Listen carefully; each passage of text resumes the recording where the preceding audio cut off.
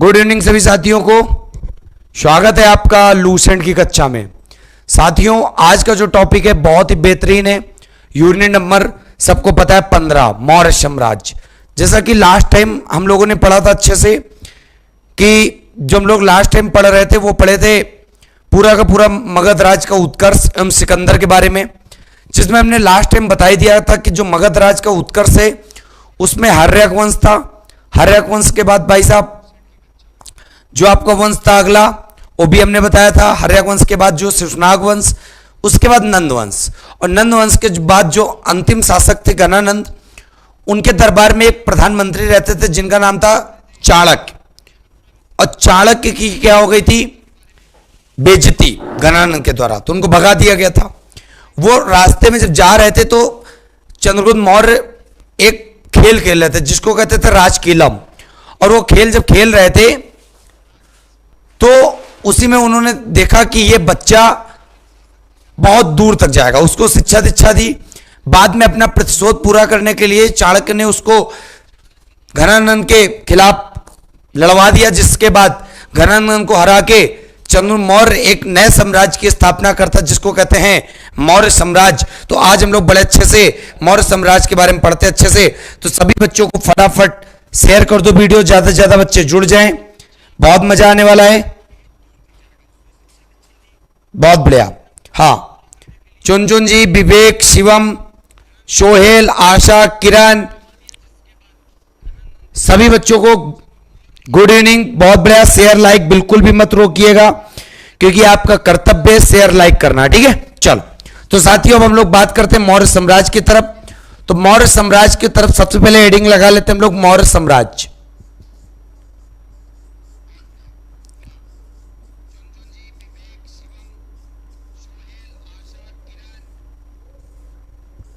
अब देखते हैं हम लोग मौर्य साम्राज्य के बारे में बहुत अच्छे से जबरदस्त अंदाज में, ठीक है। तो मौर्य साम्राज्य में आपको पता चल गया मौर्य साम्राज्य का संस्थापक किसे माना जाएगा। तो मौर्य साम्राज्य का संस्थापक माना जाता चंद्रगुप्त मौर्य को। चंद्रगुप्त मौर्य को, जिसने नंद वंश के अंतिम शासक घनानंद को हराकर एक नए वंश की स्थापना की जिसका नाम है मौर्य साम्राज्य। और मौर्य साम्राज्य में जो प्रमुख शासक राज करेंगे वो 3 राजा शासन करेंगे। एक का नाम होगा चंद्रगुप्त मौर्य, उसके बाद उनके लड़के होंगे बिंदुसार, उसके बाद जो प्रमुख शासक होगा यहाँ पे वो होगा अशोक। और 3 शासकों के बारे में ही अच्छे से हम लोग पढ़ाई करते हैं यहाँ पे।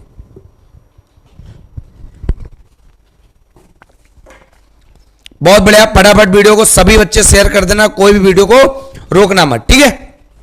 हाँ बिल्कुल बिल्कुल बेटा, पूरा पढ़ाएंगे, बिल्कुल परेशान मत हो। आज बहुत बड़ा टॉपिक चलने वाला है। सबसे पहला तो प्रश्न बनता है चंद्रगुप्त मौर्य जी का जन्म कब हुआ, जो पेपर में पूछा ही नहीं जाता। 345 बीसी, मतलब 345 ईसा पूर्व में चंद्रगुप्त मौर्य जी का जन्म होता है, जो मौर्य वंश के क्या थे? संस्थापक थे। अब जो मौर्य साम्राज्य के संस्थापक थे चंद्रगुप्त मौर्य, इनका जन्म हमें पता चल गया, आता भी है। अब यहां पे सबसे बड़ी बात क्या होती है चंद्रगुप्त मौर्य के बारे में। चंद्रगुप्त मौर्य के बारे में कई सारे नाम थे। इनको एक कहा गया क्या? Sandro quotes. Sandro quotes. और भाई साहब इनको सैंड्रो कोट्स, सबसे बड़ी बात, सैंड्रो कोट्स जो कहा चंद्रगुप्त मौर्य को, वो किसने कहा था? वो कहा था जस्टिन ने। किसने कहा था? चंद्रगुप्त मौर्य को सैंड्रो कोट्स कहा किसने? जस्टिन ने। अब भाई साहब जस्टिन ने चंद्रगुप्त मौर्य को सैंड्रो कोट्स कहा, ठीक। अब इसी बात, अब इनको चंद्रगुप्त मौर्य के रूप में चंद्रगुप्त मौर्य किसने कहा? तो याद रखिएगा, चंद्रगुप्त मौर्य को चंद्रगुप्त मौर्य किसने कहा? तो इसके रूप में इनकी पहचान किसने की? तो यह पहचान की विलियम जोन्स ने। विलियम जोन्स ने। विलियम जोन्स ने चंद्रगुप्त मौर्य को चंद्रगुप्त मौर्य कहा, एवं सैंड्रो कोट्स इनकी उपाधि थी जो जस्टिन ने चंद्रगुप्त मौर्य जी को दी थी, ठीक है। चलिए, हाँ सुनील जी, आप मेरी क्लास सभी अपने साथियों को दिखाते हैं, बहुत बहुत आपका धन्यवाद जो आप हमारे लिए इतना प्यार दर्शा रहे हैं। बिल्कुल। फिर उसके बाद आगे देखो बेटा, बहुत अच्छे समझना, चंद्रगुप्त मौर्य का जो शब्द है, इनका जो नाम है, उस नाम के लिए ब्रसल शब्द का भी प्रयोग हुआ है। चंद्रगुप्त मौर्य का जो नाम है वो ब्रसल शब्द के रूप में भी इनका प्रयोग हुआ है। और ब्रसल शब्द का मतलब क्या होता है वो भी सीखेंगे। मतलब ब्रसल शब्द का अर्थ क्या होता है। अब सबसे बात आती है कि ब्रसल शब्द का उल्लेख कहां पर मिलेगा हमें, ब्रसल शब्द का उल्लेख कहां मिलता है। तो याद रखिएगा, ब्रसल शब्द का जो उल्लेख मिलता है भाई साहब, वो मिलता है, एक पुस्तक है जिसको कहते हैं मुद्रा राक्षस। मुद्रा राक्षस। तो ब्रसल शब्द चंद्रगुप्त मौर्य के बारे में कहा गया है किस पुस्तक में, मुद्रा राक्षस में। अब बात आती है कि जो मुद्रा राक्षस है उसके लेखक कौन है। तो उसके लेखक भी आप सबको पता होना चाहिए। उसके लेखक है विशाख दत्त। विशाख दत्त मुद्रा राक्षस के लेखक हैं। और विशाख दत्त ने अपनी पुस्तक मुद्रा राक्षस में चंद्रगुप्त मौर्य को क्या शब्द प्रयोग किया है, ब्रसल शब्द प्रयोग किया है। और ब्रसल शब्द का पेपर में कई बार प्रश्न पूछा गया है कि ब्रसल शब्द को क्या कहते हैं। तो याद रखिएगा, ब्रसल शब्द का अर्थ होता है निम्न कुल में उत्पन्न। कहने का मतलब है नीचे वंश में क्या, जन्म लेना। तो निम्न कुल में उत्पन्न ब्रसल शब्द यूज किया गया चंद्रगुप्त मौर्य के बारे में। और ये चीज कहां मिलती है, मुद्रा राक्षस में मिलती है। और मुद्रा राक्षस के लेखक किसे माना जाता है, विशाख दत्त को माना जाता है। भाई साहब देखो, अगर वीडियो को आप शेयर नहीं करोगे, लाइक नहीं करोगे, तो हमारा energy level, motivation level automatic down हो जाएगा। ठीक है, फिर आप हमसे उम्मीद रखते हो कि सर जी आपको कंटिन्यू पढ़ाएं, लगातार पढ़ाएं, तो भाई साहब थोड़ा सा कमजोर पड़ता है, मामला नहीं बन पाता है। ठीक है, तो हमारा एनर्जी लेवल तभी बना रहेगा जब आप हमें प्यार करोगे, जब वही वाला हाल है ना कि आप हमें सपोर्ट करोगे, मैं आपसे सपोर्ट करूंगा। करंट अफेयर्स के टिप्स पूछ रहे हैं, मैं सब कुछ पढ़ाने के लिए तैयार हो जाऊंगा, बट आप हमारा एक बार सपोर्ट करो दिल से। ठीक है, बिल्कुल। हाँ, नीरू जी, सभी बच्चे कह रहे हैं आप बहुत अच्छा पढ़ाते हो। बेटा, अच्छा पढ़ाने से मतलब नहीं है, आपका प्यार कितना हमारे प्रति वो मैटर करते हैं, जो शायद हमको नहीं लग रहा है कि आप लोग हमें उस तरह प्यार करते हैं जिसे और व्यक्तियों को आप प्यार करते हैं। ठीक है, फिर आगे बात समझो। चंद्रगुप्त मौर्य के दरबार में जो प्रधानमंत्री हुआ करते थे, पीएम हुआ करते थे, पेपर में रट लो, तो इनके दरबार में जो प्रधानमंत्री के रूप में या पीएम के रूप में थे, उनका नाम था चाणक्य। और चाणक्य के बारे में प्रश्न और सारे हैं, वो क्या है तो वो भी देख लो। चाणक्य को हम लोग कौटिल्य के नाम से भी जानते हैं, और चाणक्य को हम लोग विष्णुगुप्त भी कहते हैं, विष्णुगुप्त भी कहते हैं। तो ये चाणक्य के अन्य नाम हैं, तीनों पेपर में प्रश्न पूछे जाते हैं। और चाणक्य पहले नंद वंश के अंतिम शासक घनानंद के दरबार में रहते थे। घनानंद ने इनकी बेइज्जती कर दी थी, तब से ये चंद्रगुप्त मौर्य के पास गए, जहां से इनको राजकिलम खेल खेल थे। उसके बाद इनको लेकर आए, उसके बाद घनानंद को गद्दी से हटा फेंका। फिर बात बहुत अच्छी आती है कि चाणक्य की जो पुस्तक का नाम है बुक, उस पुस्तक को क्या कहते हैं, तो उस पुस्तक को कहते हैं अर्थशास्त्र। अर्थशास्त्र भाई साहब किसकी पुस्तक का नाम है, चाणक्य की पुस्तक का नाम है। और सबसे बड़ी बात मैं आपको बता दूं, जो चाणक्य हैं वही है कौटिल्य और वही है विष्णुगुप्त। नाम एक, व्यक्ति एक है, नाम अनेक हैं। तो इसका मतलब ये मत कंफ्यूज हो जाना कि व्यक्ति अलग अलग हैं। सबसे बड़ा मैटर प्रश्न बन जाता है, चाणक्य के अन्य नाम क्या है, तो चाणक्य के अन्य नाम है विष्णुगुप्त है। चाणक्य का अन्य नाम क्या है, तो चाणक्य का अन्य नाम कौटिल्य है। और इनकी पुस्तक जो है वो है अर्थशास्त्र। वो वाली अर्थशास्त्र नहीं जो प्रेजेंट टाइम में हम लोग आर्थिक क्रियाओं से संबंधित बात करते हैं, जिसमें हम लोग बैंकों के बारे में पढ़ते हैं, जिसमें हम लोग पंचवर्षीय योजना के बारे में पढ़ते हैं, जिसमें हम लोग मुद्रा के बारे में बात करते हैं। ऐसी कोई अर्थशास्त्र की बात नहीं है ये। इस अर्थशास्त्र का संबंध जो है, तो याद रखिएगा, इस अर्थशास्त्र का संबंध जो पेपर में पूछा जाता है वो पॉलिटिक्स से रिलेटेड है, मतलब राजनीति से संबंध होता है। चाणक्य द्वारा रचित अर्थशास्त्र का संबंध राजनीति से है, याद रखिएगा। फिर यहीं पे प्रश्न बहुत बड़ा उठता है कि जो प्रेजेंट टाइम में अर्थशास्त्र चल रही है, उस अर्थशास्त्र के लेखक किसे माना जाता है, तो जो प्रेजेंट टाइम में अर्थशास्त्र चल रही है भाई साहब, उसके लेखक जो मॉडर्न इकोनॉमी के हैं, जो प्रेजेंट टाइम के अर्थशास्त्र के मॉडर्न इकोनॉमी, तो उसके लेखक आपको याद रखना है, उनका नाम है एडम स्मिथ। जनक मॉडर्न इकोनॉमी एक प्रकार से कह सकते हो आधुनिक अर्थशास्त्र के जनक कौन है, फादर कौन है, एडम स्मिथ है। और सबसे बड़ी बात, एडम स्मिथ की जो पुस्तक है, बुक है, उस बुक का नाम क्या है? तो उस बुक का नाम है the wealth of nation. The wealth of nation. अब सबसे बड़ी बात, एडम स्मिथ ने यह पुस्तक जो लिखी वो किस सन में लिखी? 1776 में लिखी थी। और इससे भी बड़ी बात, 1776 याद रख लेना, 4 जुलाई 1776 मतलब अमेरिका का स्वतंत्रता दिवस। और 4 जुलाई को अमेरिका का स्वतंत्रता दिवस है। और उसके एक दिन बाद हमारे लिए भी कुछ उपलब्धि है। तो याद समझ सकते हो कि उसके एक दिन बाद क्या उपलब्धि है। और 4 जुलाई 1776 को freedom day of the America. और अमेरिका के खोजकर्ता माना जाता है किसे? तो वो माना जाता है कोलंबस को, जो कहां का निवासी था? स्पेन का निवासी था। तो उम्मीद करते इतनी बात आपको समझ में आ गई होगी और वीडियो को लाइक भी कर रहे होगे, शेयर भी कर रहे होगे और अपने साथियों के साथ बता भी रहे होगे। भाई साहब बहुत बढ़िया, जबरदस्त तरीके से मजा आ रहा ना? हाँ, वीडियो को शेयर कर देना भाई साहब। देखो भाई, लाइक शेयर करोगे इस मास्टर के लिए। तुम कहते हो सिर्फ सर आप बहुत अच्छा पढ़ाते हो, बहुत अच्छा पढ़ाते हो। भाई साहब अगर अच्छा पढ़ाते हैं ना तो आपका राइट बनता है कि थोड़ा सा हमें दूर तक आप ले जाओ। ठीक है,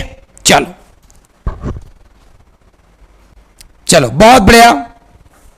हाँ, अब यहीं पे मैं आप सबको बता दूं, स्क्रीनशॉट आप ले सकते हो। स्क्रीनशॉट लेने के बाद हम लोग बात करेंगे आगे की तरफ। फटाफट सभी बच्चों से निवेदन है कि एक बार स्क्रीनशॉट ले लें और एक बार मैं रिवीजन भी करवाऊंगा। यहाँ पे आज हम लोग पढ़ लें मौर्य साम्राज्य। मौर्य साम्राज्य के संस्थापक चंद्र मौर्य को माना जाता है, जिन्होंने नंद वंश के अंतिम शासक घनानंद को हराकर एक नए वंश की स्थापना की थी, जिसका नाम था मौर्य वंश। और मौर्य वंश की स्थापना इन्होंने अकेले नहीं की थी।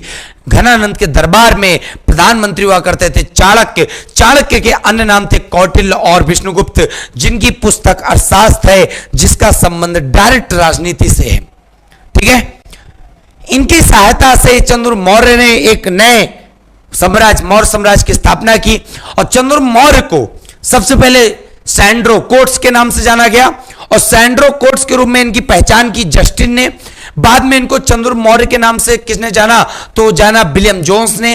और सबसे बड़ी बात चंद्र मौर्य के बारे में कि इनका एक शब्द अर्थ मिलता है, इनको व्रसल के नाम से जाना जाता है। और व्रसल का उल्लेख मुद्रा राक्षस में मिलता है और मुद्रा राक्षस के लेखक विशाख दत्त को माना जाता है। और व्रसल का अर्थ होता है निम्न कुल में उत्पन्न, मतलब निम्न कुल में जन्म लेने वाला व्यक्ति। क्लियर है? चलो बहुत बढ़िया। रंजना त्रिपाठी, मजा आ रहा ना? मजा तो आना चाहिए भाई साहब। हाँ भाई साहब, डेली मैं शाम को 7 बजे लाइव आता हूं, बट थोड़ा सा टेक्निकल इशू हो गई है, तो आज मैं क्लास में डिस्टर्ब नहीं कर रहा हूं, फिर भी आया हूं। ठीक है, चलिए बहुत बढ़िया। सभी बच्चों को मजा आ रहा है ना?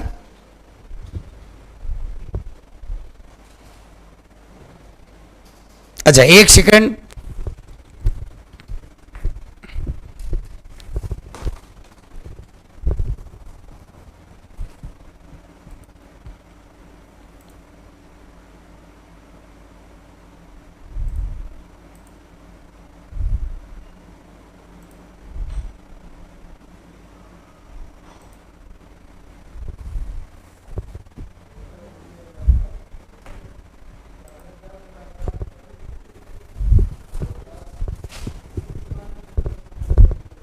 चलिए अब आवाज की उम्मीद करते प्रॉब्लम सॉल्व हो गई होगी और सभी बच्चों को वॉइस बिल्कुल प्रॉपर वे में मिल रही होगी। चलो बहुत बढ़िया।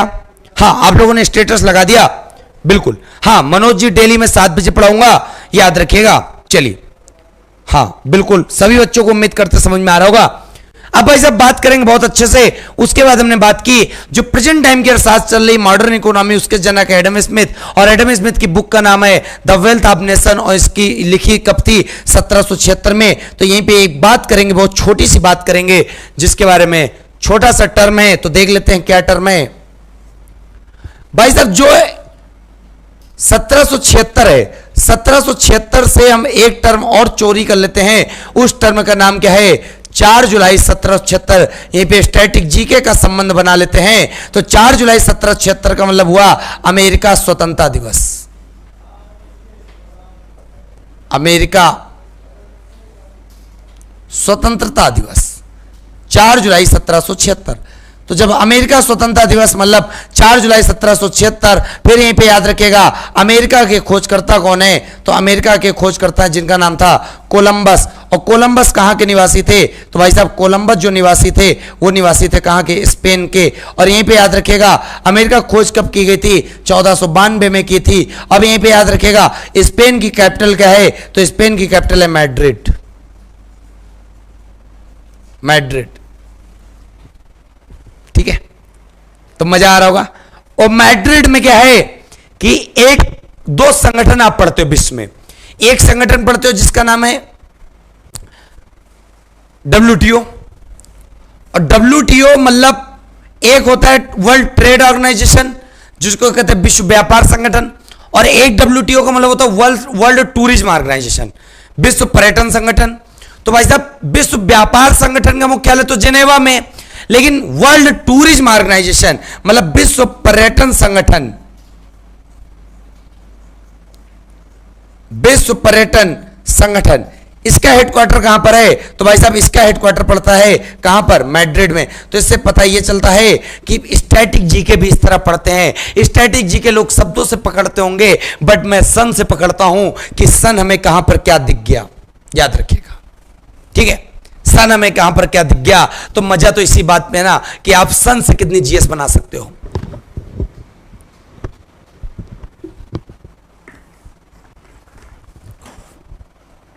चलिए बहुत बढ़िया, उम्मीद करते होंगे विवेक जी, एसएस लर्निंग एकेडमी, परियार सलील सिंह, मोहिनी विश्वकर्मा, तुषा खान दुराना, परियार सलील सिंह, आदित्य प्रकाश, बहुत बढ़िया आप लोगों ने स्टेटस लगा दिया, बहुत बहुत धन्यवाद जो आप हमें इतना प्यार कर रहे हैं। चलिए एक बार वीडियो को हम भी शेयर कर देते हैं, आप भी शेयर कर दो फटाक से, ज्यादा लोग जुड़ जाएं, सभी लोग देखो ज्यादा जुड़ेंगे भाई तभी मजा आएगा। हमें नहीं लगता इतना अच्छा कंटेंट आपको मैं इतने कम लोगों में दूं, मजा नहीं आ रहा है।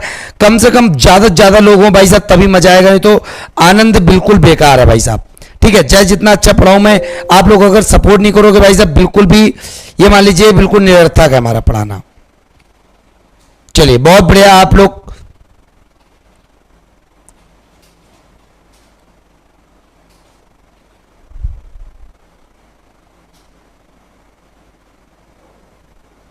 चलिए बहुत बढ़िया।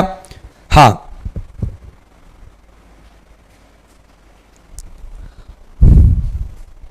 रंजना जी कह रही you are best teacher awesome sir. बेटा मैं नहीं मानता हूं कि बेस्ट हूं, बेस्ट होता तो यहां पे बच्चों की बिल्कुल कतार लग गई होती, बट यहां पर तो कुछ नहीं दिख रहा है।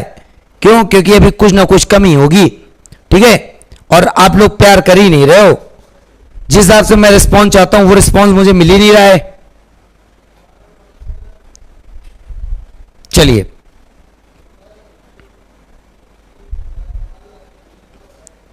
पता है दिल तो करता है बिल्कुल आपके सामने मैं वो कंटेंट दे दूं जो कभी आपने पाया ही ना हो, बट दिल एक ये भी करता है कि भाई साहब तुम लोग सपोर्टिव नहीं हो, तुम लोग बस चाहते हो अरे काम निकालो इसको फेंको, ठीक है। चलो बहुत बढ़िया, गंभीर जी आपका भी नाम ले लिया हमने, ठीक है। चलो हाँ भाई साहब आगे देखो चंद्र मौर्य के बारे में और आगे देखते हैं चीजें, बहुत सारी चीजें, हाँ बिल्कुल।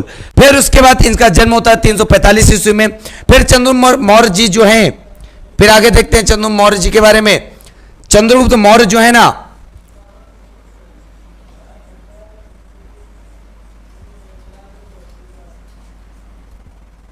ये मगध की गद्दी पर कब बैठते हैं, तो याद रखिएगा मगध की गद्दी पर ये बैठते हैं 322 ईसा पूर्व, मतलब 322 BC मगध की गद्दी पे अपना राज सिंहासन कराते हैं, ठीक है। चलिए तो उम्मीद करते हैं ये बात समझ में आ गई होगी आपको। फिर उसके बाद चंद्र मौर्य के दरबार में एक वो आया था, क्या नाम है, राजदूत, और उस राजदूत का नाम था मैगस्थनीज।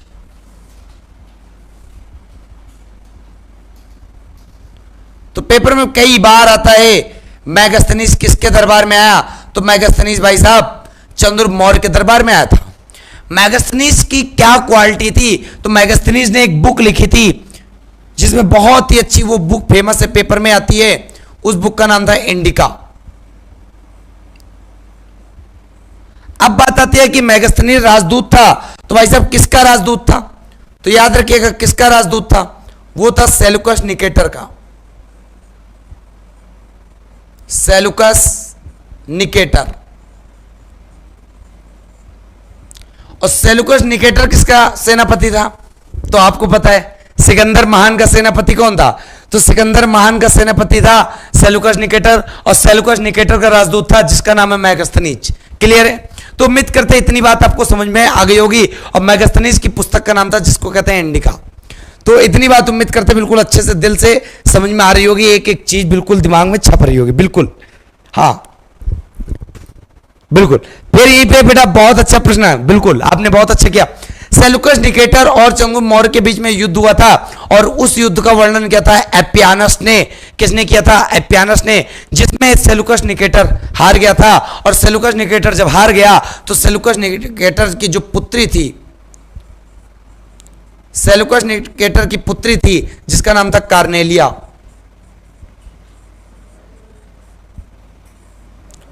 और कार्नेलिया का विवाह हो गया किससे? कार्नेलिया का विवाह हो गया चंद्रगुप्त मौर्य से। और जब कार्नेलिया का विवाह हो गया चंद्रगुप्त मौर्य से, उसके बाद दहेज में क्या दिए? तो सेल्यूकस निकेटर जो था, सेल्यूकस निकेटर ने दहेज में इसको 4 प्रांत दे दिए, संधि के अनुसार 4 प्रांत दे दिए, काबुल, कंधार, हेरात और मकरान। ठीक है, तो याद रखिएगा विवाह हो गया कार्नेलिया से, जिसमें 4 प्रांत दे दिए सेल्यूकस निकेटर ने किसको? चंद्रगुप्त मौर्य को। और उन 4 प्रांतों के नाम आप याद रखिएगा बहुत अच्छे से, काबुल, कंधार, हेरात और मकरान। ठीक है, 4 प्रांत थे जिसमें सेल्यूकस निकेटर ने 4 प्रांत दे दिए किसको? चंद्रगुप्त मौर्य जी को। और विवाह भी हो गया इनकी पुत्री कार्नेलिया जी से। ठीक है, तो इस प्रकार आपको पूरा का पूरा कॉन्सेप्ट एक लय में बिल्कुल समझ में आ रहा होगा। ठीक है, क्लियर? इतनी बात क्लियर है? चलो, बहुत बच्चों को अच्छे समझ में आ गया। चलिए, हाँ बिल्कुल, क्या बात है। हाँ, चंद्रगुप्त मौर्य किस धर्म के थे? तो भाई साहब चंद्रगुप्त मौर्य जो थे वो थे जैन धर्म के। और जैन धर्म की इन्होंने शिक्षा दीक्षा किससे ली? तो जैन धर्म की शिक्षा दीक्षा ली एक गुरु थे जिनका नाम था भद्रबाहु।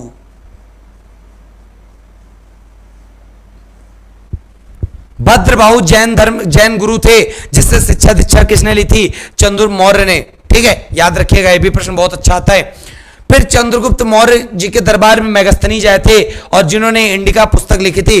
और इंडिका में इन्होंने बताया सम्राट जब जनता के सामने जाते थे तो उस समय बिल्कुल अवसर के रूप में उत्सव मनाया जाता था, जिसमें राजा जो होते थे पालकी में जाते थे।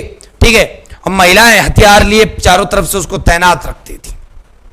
और इसमें इन्होंने वहां बारे में भी बताया मेगास्थनीज ने अपनी पुस्तक इंडिका में कि यहां पे बताया जब खाना खाते थे राजा तो उसके पहले 1-2 नौकर चाकर पहले खा के चखते थे कि उसमें किसी ने जहर तो नहीं मिला दिया। तो मतलब बहुत ही ज्यादा सेफ्टी थी, बहुत अच्छा एक प्रकार से शासन चल रहा था चंद्रगुप्त मौर्य के दरबार में। तो इस प्रकार जो चंद्रगुप्त मौर्य के दरबार में शासन चला था, ये प्रश्न कई बार पूछे जाते हैं। फिर उसी प्रकार चंद्रगुप्त मौर्य आगे बढ़े तो समय बीतता गया। चंद्रगुप्त मौर्य जी का जब समय बीता तो एक सन आया 298 ईस्वी। और 298 ईस्वी में एक स्थान था जिसका नाम था श्रवण बेलगोला। और श्रवण बेलगोला जो पड़ता है ये पड़ता है कर्नाटका में।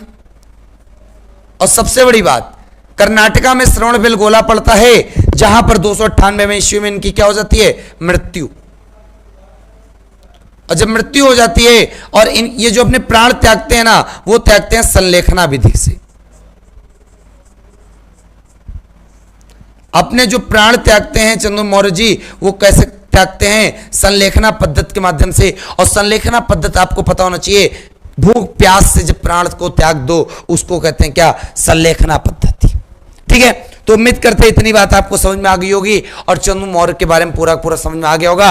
और चंद्र मौर्य ही मौर्य साम्राज्य जो था बसाया था, उसके संस्थापक थे, इसीलिए मौर्य साम्राज्य के काल को कहते हैं पहला अखिल भारतीय साम्राज्य, पहला अखिल भारतीय साम्राज्य। ठीक है, चलिए जल्दी से स्क्रीनशॉट ले लो फटाफट, सभी बच्चे स्क्रीनशॉट ले लो।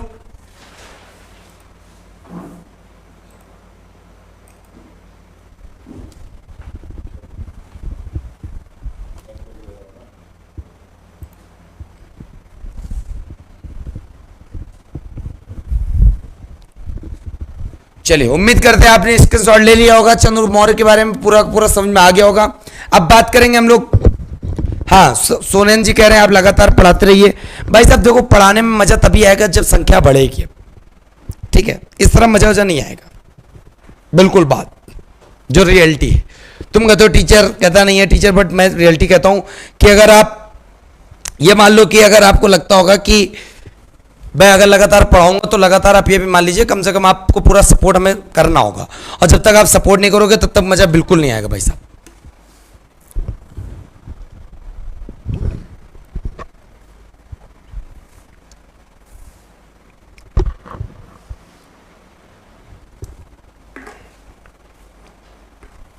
चलिए बहुत बढ़िया, आप लोग लाइक कर रहे हैं, बहुत बड़ी बात है यही। चलिए अब बात करेंगे चंद्र मौर्य के बाद, आपने स्क्रीनशॉट ले लिया होगा। इसके बाद जो गद्दी पर बैठेगा उसका नाम होगा इनका बेटा, जिसको कहते हैं बिंदुसार। मगध की गद्दी पर अब जो बैठता है उसका नाम है बिंदुसार। अब बिंदुसार के बारे में बहुत अच्छा प्रश्न है, इनके बारे में कई सारे एक तो नाम आते हैं। सबसे पहला तो प्रश्न आता है, बिंदुसार को अमित्रघात के नाम से जानते हैं।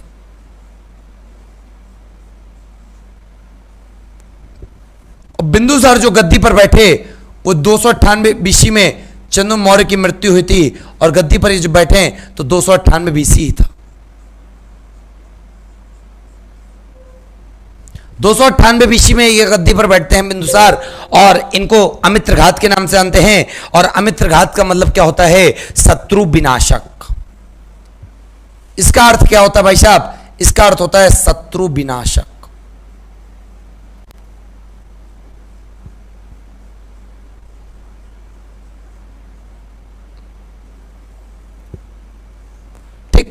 शत्रु विनाशक अर्थ होता है किसका? अमित्रघात का। और अमित्रघात जो जाने जाते हैं, इनका एक अन्य नाम था, एक प्रकार से कह सकते हो बिंदुसार को ही हम लोग अमित्रघात कहते हैं। यहीं पे याद रखिएगा, एक बहुत बढ़िया प्रश्न आता है, पेपर में पूछा भी जाता है, बिंदुसार को वायु पुराण में क्या कहा जाता है? बिंदुसार का नाम वायु पुराण में जो है दर्ज है उसको कहते हैं वारिसार।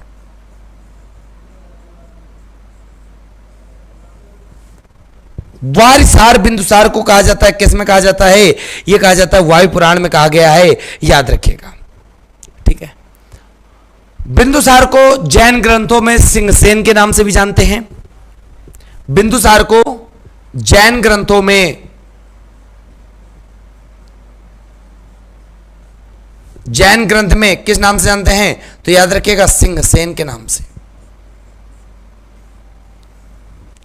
सिंहसेन के नाम से जाना जाता है किसको? बिंदुसार को। कहां पर जाना जाता है? तो याद रखिएगा वो जाना जाता है जैन ग्रंथों में। तो उम्मीद करते हैं इतनी बात आपको समझ में आ गई होगी, ठीक है। चलिए, नहीं सिप्रा जी, मैं अपनी पेड क्लास में लूसेंट नहीं पढ़ा रहा हूं। मेरी पेड क्लासेस जो हैं वो त्रिशूल बैच के नाम से, और वो जो एप्लीकेशन है वो आप याद रखिएगा, मेरा जो एप्लीकेशन है उसका नाम है स्टडी पाई। और स्टडी पाई पे जो मैं जीएस पढ़ा रहा हूं वो पढ़ा रहा हूं एक स्टैंडर्ड लेवल के जीएस, जिसमें मैं आपको पॉलिटी, ज्योग्राफी और स्टैटिक जीके का ऐसा कलेक्शन मिलेगा ना जो सारे पेपर में फंसेगा 100%। जो बच्चा अगर हमसे नहीं पढ़ रहा तो एक बार ये मान लो अगर वो पढ़ना चाहता है पढ़ ले, तो विश्वास मानो कि दोबारा उसको जीएस कहीं भी पढ़ने की आवश्यकता नहीं पड़ेगी, इतना याद रखिएगा। तो सभी बच्चों को मैं बताना चाहता हूं कि मेरा एक त्रिशूल बैच चल रहा है जीएस स्पेशल स्टडी पाई एप्लीकेशन पे। तो सभी बच्चे स्टडी पाई डाउनलोड कर ले, वहां पे जाके पढ़ सकते हैं। हैं, अगर जिनको पढ़ना हो, कोई जबरदस्ती नहीं भाई साहब, अपनी केवल एक राय है, बहुत ही नॉमिनल फीस पे मैं वहां पे सारे सब्जेक्ट पढ़ा रहा हूं जीएस के। ठीक है, चलो फिर बात करते हैं बिल्कुल गणेश मीना। चलिए चलिए, बहुत बढ़िया। हाँ अंबू सर कल क्लास लेंगे बेटा, परेशान मत हो। ठीक है, हाँ चलो फिर उसके बाद बात करते हैं बिंदुसार किस संप्रदाय का अनुयायी था। तो बिंदुसार जो था वो आजीवक संप्रदाय का अनुयायी था।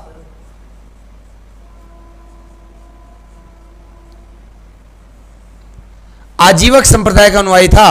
और आपको दिख भी रहा होगा त्रिशूल बैच आपकी स्क्रीन पे आ गया है। ठीक है, यहां पे आप जाके स्टडी पाई एप्लीकेशन को डाउनलोड कर लो, करें नौकरी की, आप करें सरकारी नौकरी की पक्की तैयारी। ठीक है, अगर आप जीएस घर पे बैठे ही पढ़ना चाहते हैं और ये मान लो एक बार पढ़ के देखोगे तो ऑफलाइन ऑफलाइन सारे बैच बेकार हैं भाई साहब। ऑफलाइन ऑफलाइन कोई बैच या मान लो मैटर नहीं करता। एक बार आप हमसे जीएस अगर पढ़ रहे हो तो आप जाके एक बार केवल हमारी क्लासेस देख लेना, आपको खुद पता चल जाएगा कि लूसेंट का लेवल जो है, लूसेंट तो हम लेवल के हिसाब से पढ़ ही रहे हैं, बट इससे भी एक लेवल जो जीएस का मैच करता है, जो पेपर में प्रश्न पूछता है, तो वहां से आप बिल्कुल मजा आ जाएगा, आपको फोड़ दोगे, आग लगा दोगे। ठीक है, तो जिनको भी अगर लगता हो कि वहां चले जा सकते हैं तो जाना चाहिए। बाकी बहुत ही नॉमिनल फीस है, जिसको कोई डाउट हो तो वहां पे डाउट अपने क्लियर करने के लिए मैं इतना कहना चाहता हूं कि वहां पे जो कॉलिंग नंबर दी गई उस पर आप कॉल करके पूछ सकते हो। ठीक है, चलो बहुत बढ़िया। हाँ, कोर्स की फीस क्या है? मात्र 1499, केवल 1499 है, जिसमें राघव सर के द्वारा पूरी जीएस आपको बहुत ही जबरदस्त अंदाज में पढ़ने को मिल जाएगी। इंजीनियर साहब कह रहे हैं फीस कम कर दो, 999 कर दो।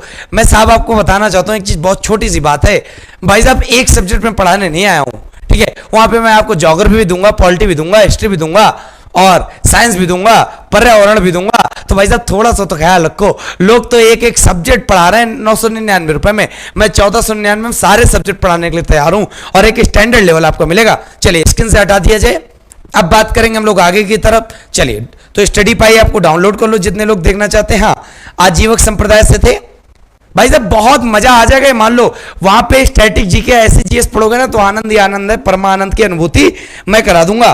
ठीक है, चलो बहुत बढ़िया। हाँ, आजीवक संप्रदाय था। अब यहीं पे याद रखिएगा, बिंदुसार के शासनकाल के दौरान दो विद्रोह हुए थे। बिंदुसार के शासनकाल के दौरान में एक जगह का नाम था जिसको कहते थे तक्षशिला, और तक्षशिला में दो विद्रोह हुए। तक्षशिला में क्या हुए? दो विद्रोह हुए, और दोनों विद्रोह को दबाने के लिए एक जगह भेजा किसको? अपने बेटे सुसीम को, और एक जगह भेजा अपने बेटे अशोक को। तो भाई साहब बिंदुसार ने तक्षशिला में दोनों विद्रोहों को दबाने के लिए एक जगह भेजा अपने बेटे सुसीम को तथा दूसरी जगह भेजा अपने एक बेटे को जिसका नाम है अशोक। ठीक है, तो इतनी बात आप लोग याद रखिएगा। ठीक है, चलो बहुत बढ़िया, क्लियर हो गई बात। मोंटी जी आप नए हैं, कोई बात नहीं, बहुत बढ़िया। हाँ, बस आपको समझ में आना चाहिए, नए पुराने से कोई लेना देना नहीं है, मेरा तो टारगेट भी यहीं पे। ठीक है, बहुत बढ़िया। हाँ हाँ, ये तो मैंने आपको पहले बता दिया था कि सीरियन नरेश एक थे एंटियोकस, एंटियोकस के दरबार में आए, एंटियोकस के राजदूत थे जिसका नाम था क्या? डायमेकस। एक थे सीरिया के नरेश, सीरिया के नरेश मतलब सीरिया के राजा जिनका नाम था एंटियोकस।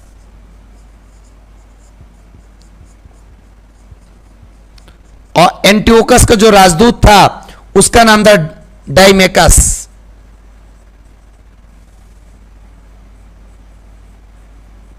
एंटियोकस का जो राजदूत था उसका नाम था डायमेकस। और डायमेकस जो है किसके दरबार में आया था? वो बिंदुसार के दरबार में ही आया था। तो इस प्रकार बिंदुसार के बारे में पूरा का पूरा प्रश्न क्लियर हो गया। ठीक है, चलो। अच्छा, जतिन सिंह कह रहे हैं आप आदमी सही नहीं हो। अच्छा, मैं जानवर हूं। जतिन साहब कह रहे हैं कि आप आदमी सही नहीं हो। क्या बात है, मैं इनको एनिमल दिख रहा हूं। ठीक है,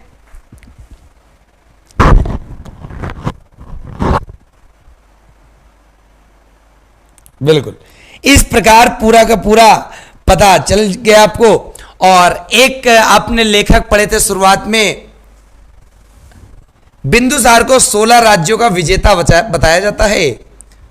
बिंदुसार को 16 राज्यों का विजेता बताया जाता है। और याद रखिएगा 16 राज्यों का जो विजेता बताया है वो बताया है किसने? वो बताया तारानाथ जी ने। और तारानाथ के बारे में बहुत ही इंपॉर्टेंट प्रश्न है कि इनकी दो पुस्तक हैं। एक पुस्तक का नाम है जिसको कहते हैं कयंगुर और एक पुस्तक का नाम है जिसको कहते हैं तयंगुर। तो कयंगुर तथा तयंगुर दो पुस्तकें हैं, किसके द्वारा रचित हैं? वो तारानाथ जी के द्वारा रचित हैं। और इन पुस्तकों में बिंदुसार को तारानाथ ने बताया 16 राज्यों का विजेता। क्लियर? क्लियर? अनुज जी ऑफर करिए 999। भाई साहब मूली प्याज तो है नहीं कि आप सब्जी कम करा लो, ठीक है। इसमें ये मान आपको क्या लगता है कि 1499 पूरी जीएस का मैं आपको पूरा पूरा क्या दे रहा हूं? पैकेज दे रहा हूं, ठीक है। नॉर्मल जीएस नहीं है। आप एक बार जीएस पढ़ो, क्वालिटी देखना, तब आप बताना मुझसे, ठीक है। बहुत ही सस्ता है, पूरा का पूरा मैं बताता हूं। आपको लगता है वही है ना कि एक्सपेंसेस केवल कवर करने के लिए फीस है, बाकी ये नहीं कि फीस मैं आपसे कवर करके महल बना लूंगा, इतना याद रखिएगा। चलो बहुत बढ़िया। अच्छा राजू जी कह रहे हैं सर हम अपने गर्लफ्रेंड को भी देखने के लिए बोल दिए हैं तो वो आपका रोज वीडियो देखती है। बहुत बढ़िया। तो आपकी जितनी गर्लफ्रेंड हो सबको बोल दो बेटा राजू, जितनी गर्लफ्रेंड हो कम से कम आपकी गर्लफ्रेंड से यहाँ पे भीड़ बढ़ जाएगी, ठीक है। और गर्लफ्रेंड से बोल दो, उनके जितने बॉयफ्रेंड हो उनको बोल दो, ठीक है। चलो अच्छा मैं लड़ाई लगा रहा हूं, चलो कोई बात नहीं। आप लोग ऐसी बातें कर रहे हो, अरे भाई साहब माँ का नाम लेते, पिताजी का नाम लेते, भाई का नाम लेते, बहन का नाम लेते, बट यहाँ पर दोस्त का नाम लेते, बट यहाँ पे तुम तो सीधा सीधा गर्लफ्रेंड का नाम ले रहे हो। कोई बात नहीं।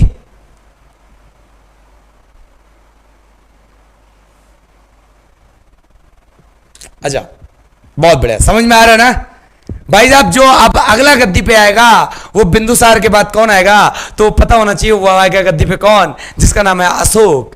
तो अशोक महान के बारे में एक एक चीज सीखते हैं जबरदस्त अंदाज में, ठीक है। चलो हाँ गंभीर जी कह रहे हैं अगर गर्लफ्रेंड ना हो तो भाई साहब क्या करना है यार, फ्रेंड है, फ्रेंड को भेज दो, क्या परेशान हो, ठीक है। मिक्की जी क्लास की टाइमिंग इवनिंग में 7 PM है। चलो बिंदुसार की फटाफट स्क्रीनशॉट ले लो। आप स्क्रीनशॉट बिंदुसार का ले लो। अब बिंदुसार के बारे में अगर मान लो इतनी जानकारी आपने पढ़ ली तो इनफ है, इनफ दैट्स इनफ। इसके अलावा आपको एक शब्द नहीं पढ़ना, बिकॉज यहां से पेपर एक भी प्रश्न ऊपर नहीं पूछेगा। बस एक बात मैं कहना चाहता हूं, जो बच्चे अभी लाइक नहीं किए वीडियो को लाइक कर देना और वीडियो को शेयर कर दो। अरे भाई साहब 10-10 लोगों को सिर्फ जोड़ो, कितने लोगों को? अगर 10-10 लोगों को सिर्फ जोड़ दो ना तो आतंक आ जाएगा। लेकिन तुम 10-10 लोगों को जोड़ना ही नहीं चाहते हो क्योंकि तुमको लगता है राघव सर फेमस हो जाएंगे। इस बात का तुम्हें डर सता रहा है कि राघव सर फेमस हो जाएंगे। भाई साहब फेमस हूं चाहे ना हूं, लेकिन जितने बच्चे मुझसे पढ़ेंगे वो बच्चे सफल जरूर हो जाएंगे। ये मेरा आपसे वादा है, याद करके रख लेना, ठीक है। चलो बहुत बढ़िया।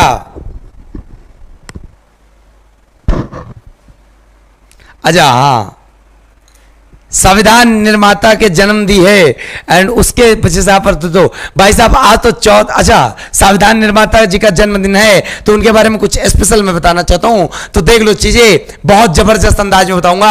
आज है तारीख कितनी? 14 अप्रैल। और 14 अप्रैल का मतलब अब भाई समझ लो, तुमको मजा ना आ जाए तो बता देना। अगर ये कॉन्सेप्ट तुम्हें समझ में आ जाए तो विश्वास मानना 10-10 लोगों को शेयर कर देना, तब तुम कहना हाँ राघव सर क्या पढ़ाते हैं। और याद कर लेना जो मैं तुमको बता रहा हूं ना स्टैटिक जी के ऐसे पढ़ी जाती है। तो 14 अप्रैल मतलब डॉक्टर भीमराव अंबेडकर जयंती। डॉक्टर भीमराव केवल बस आप अपने 5 मिनट यहां दीजिएगा, 5 मिनट कंटिन्यू रहना। तुमको ना मजा आ जाए तो आप बताना, बस ज्यादा मैं बात नहीं करूंगा। डॉक्टर भीमराव अंबेडकर जयंती कब मनाई जाती? वो मनाई जाती है 14 अप्रैल को। और याद रखिएगा जिस दिन डॉक्टर भीमराव अंबेडकर जयंती मनाई जाती है उसी दिन 14 अप्रैल को मनाया जाता है राष्ट्रीय जल दिवस, नेशनल वाटर डे, ठीक है। तो ये भी आपको क्लियर हो गया। अब राष्ट्रीय जल दिवस तो मनाया जाता है और उसी दिन भाई साहब मनाया जाता क्या? एंड तो ये जहां पे आर शब्द लग रहा है वहां पे एंड शब्द लगेगा और यहीं पे मनाया जाता है विश्व ब्रह्मांड दिवस, वर्ल्ड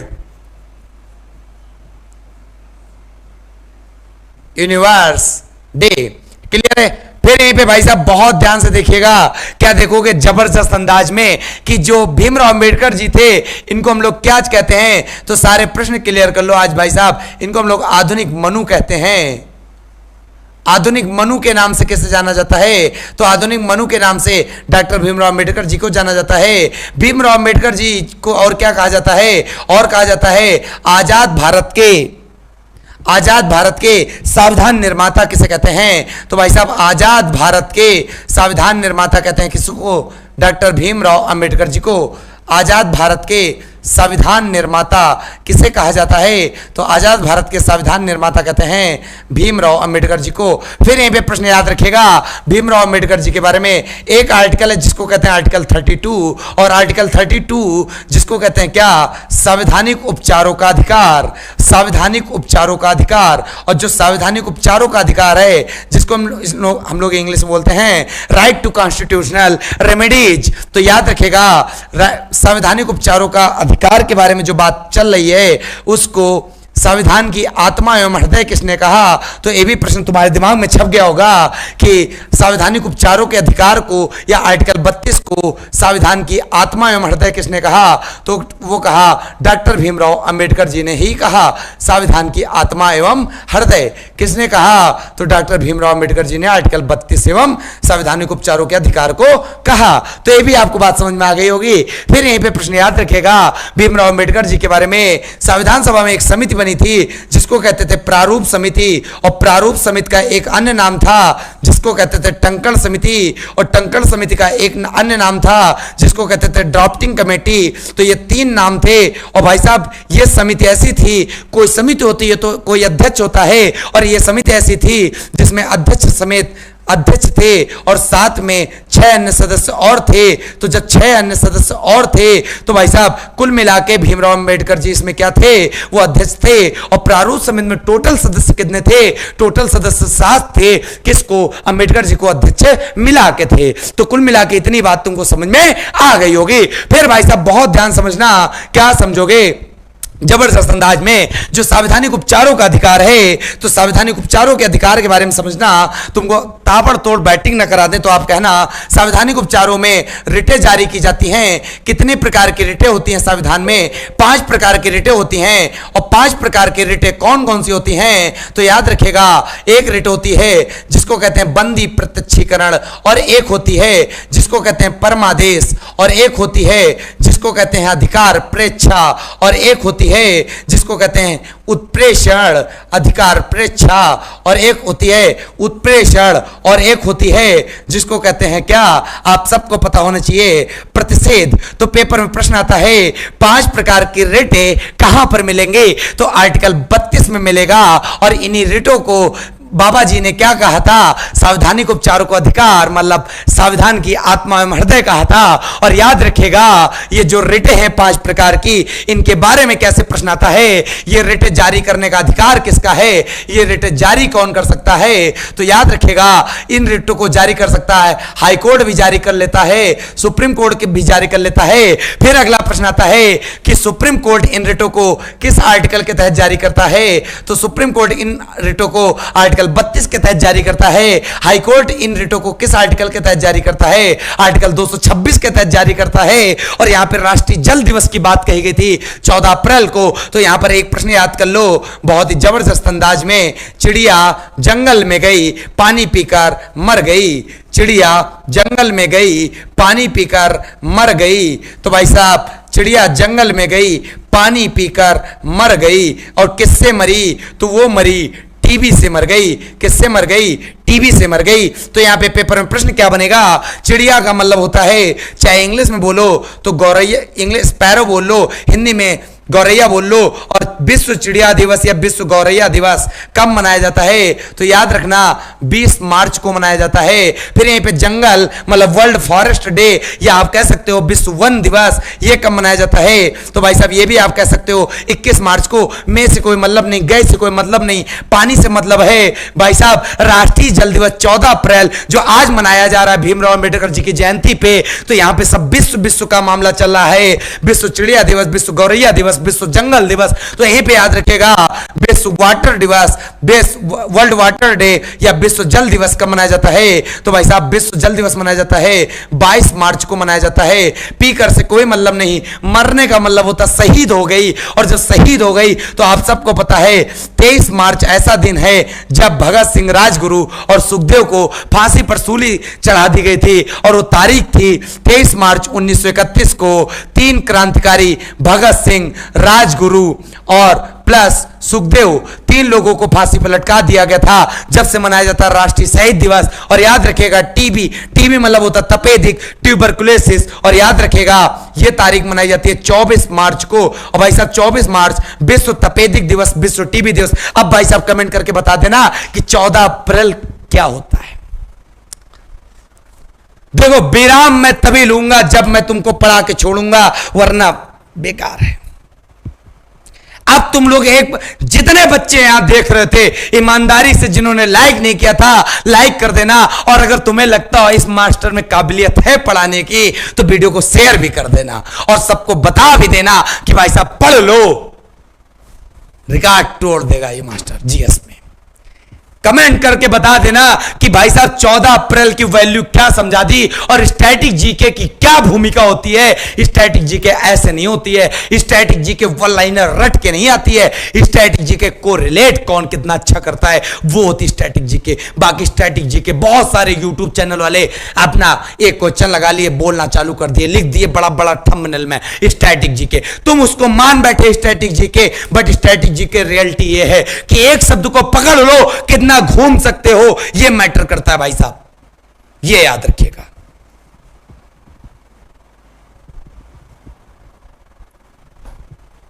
भाई साहब दिल से अगर कमेंट करके बताना, अगर दिल से, और दिल से अगर तुम एक कमेंट भी नहीं कर सकते हो ना, लानत है तुम पे।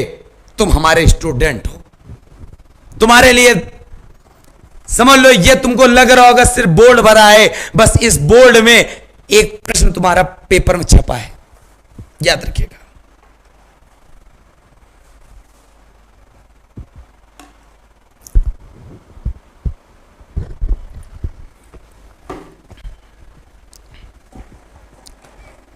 चलिए सभी बच्चों को समझ में आ गया, लेकिन सभी बच्चे कमेंट नहीं करेंगे, मुझे पता है ना, बहुत सारे जलते हैं भाई साहब, जलने दो, कोई दिक्कत नहीं, ठीक है। चलो तुम स्क्रीनशॉट ले लो भाई साहब, जलने दो, जिसको जलना जलने दो। मेरा काम है, मैं अपना बेस्ट दूंगा और बेस्ट ही दूंगा सबको, सभी बच्चों को, किसी को निराश नहीं करूंगा, ठीक है। चलो पूजा मिलन, मजा आ गया, बहुत बढ़िया। निहाल पांडे, दीपक, मिक्की बर्नवाल, बिल्कुल। चलिए वंदना झा, हाँ क्लास का टाइम श्याम जी शाम को 7 बजे है भाई साहब, याद रखिएगा। चलिए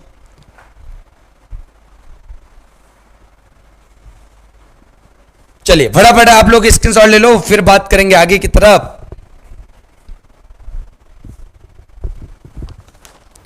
फटाफट सभी बच्चे स्क्रीनशॉट लो, जल्दी जल्दी।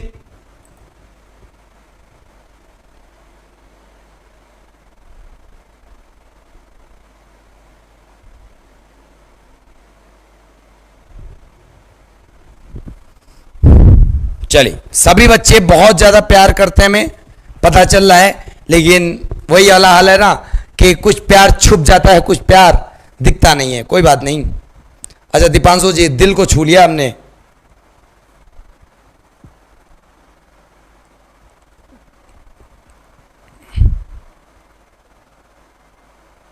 चलिए भाई साहब, उम्मीद करते सभी बच्चों को मजा आ गया होगा ना। चलो तो भाई साहब ये तुमको बताना चाहते थे, जैसे कि आपको मैं बता रहा था त्रिशूल बैच का मतलब ऐसे ही त्रिशूल नाम नहीं पड़ गया, त्रिशूल की तरह वार भी होगा, जीएस पूरी समाप्त होगी। स्टैटिक जी के जब वहां आप हमसे पढ़ोगे ना तो आप याद करोगे एक बार। हाँ जीएस जीवन में एक बार सीखी जाती है, 100 बार नहीं भाई साहब, बार बार वही चीजें, बार बार वही चीजें, क्या पढ़ने का वजूद है। चीजों को आप एक बार पढ़ो अच्छे से, ठीक है।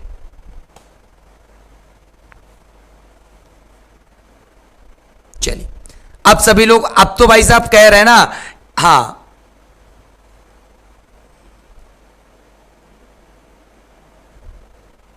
बिल्कुल डेली क्लास कराएंगे, बिल्कुल परेशान ना हो। चलो, अब सभी बच्चों से मैं कहना चाहता हूं कि सभी बच्चों ने शेयर भी कर दिया, लाइक भी कर दिया, इसका स्क्रीनशॉट भी हो गया, तो उम्मीद करता समझ में आ गया होगा। अब जो अगला टॉपिक हम लोग बढ़ेंगे वो बढ़ेंगे अशोक की तरफ। तो अशोक की तरफ कूच करने से मैं चाहता हूं कि अशोक की तरफ कूच किया जाए कल, क्योंकि आज टाइम हो चुका है। क्यों बेटा?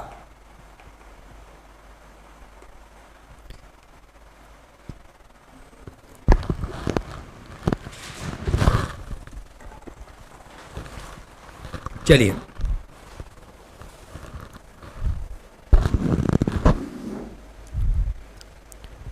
बहुत बढ़िया अंकित जी, सभी लोगों शेयर कर रहे हो। हमें उम्मीद है कि आप लोग एक दिन हमको बहुत दूर तक ले जाओगे, 100% श्योर है। बस आपका प्यार ही इनफ है, और उससे ज्यादा मुझे क्या चाहिए यार। कोई प्रॉपर्टी मैं आपसे लिखा नहीं लूंगा, और ना मुझे प्रॉपर्टी चाहिए। ठीक है, चलो